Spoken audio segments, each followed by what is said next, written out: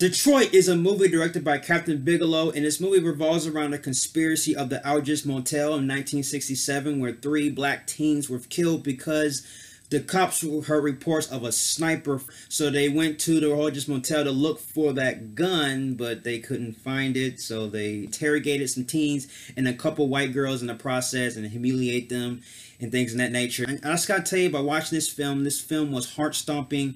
It was intense. I was pretty much scratching the seats in my theater because this movie held no punches. I really felt like I was there. I felt like I was one of the teens on the wall and just waiting to be beaten. The movie brings you in. You're pretty much like a fish. You know, you throw the bait in the water and then you see that bait and then you grab the bait and then it just pulls you in to your death.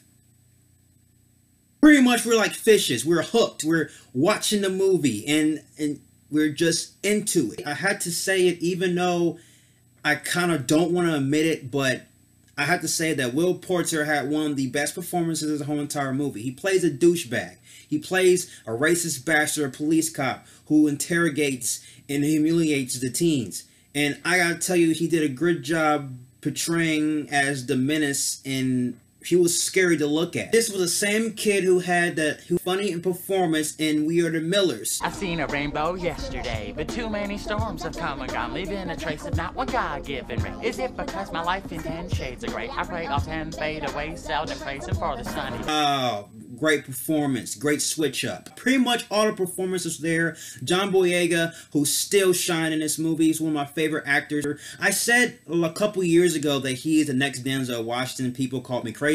I'm still going by that. He plays a security guard or security officer named Dukes. I mean, to describe his character, I would say he's a little charismatic and cautious. I mean, he's kind of guy who understands the situation, but he wants you to still do the right thing.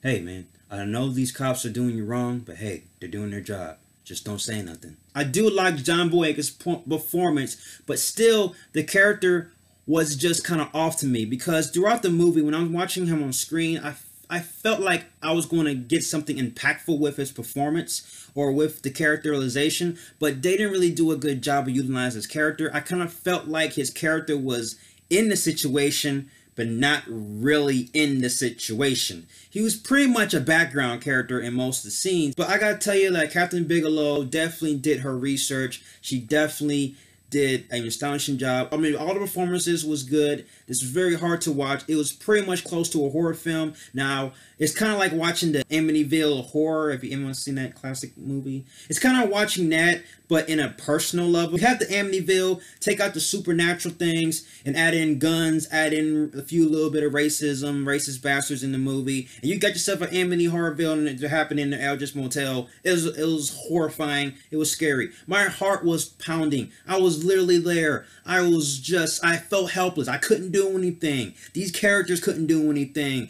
I'm just tossing and turning and just...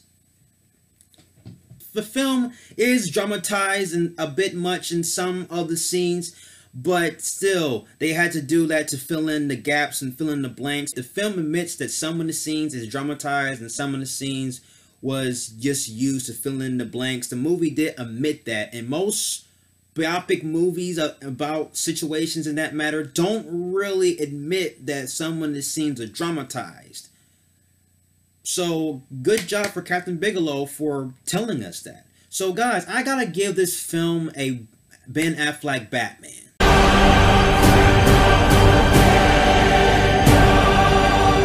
Now, this movie is tricky because even though I gave it my highest rating, that means it's a movie you'll buy on Blu-ray.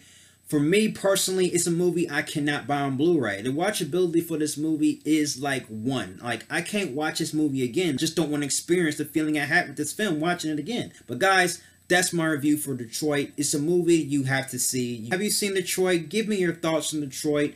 And also, I'm going to have a review for Dark Tower coming later this weekend. And also, I'm going to have a review for Uncharted 3 coming later this week or maybe early next week. And also, I'm going to have a special video, a couple videos planned for you guys in the later days. So, guys, thank you for watching. If you like everything you see and you agree, click right here. Join me and the Batman family. I have more Batman-tastic reviews on the way. You have been warned. Till then, ciao.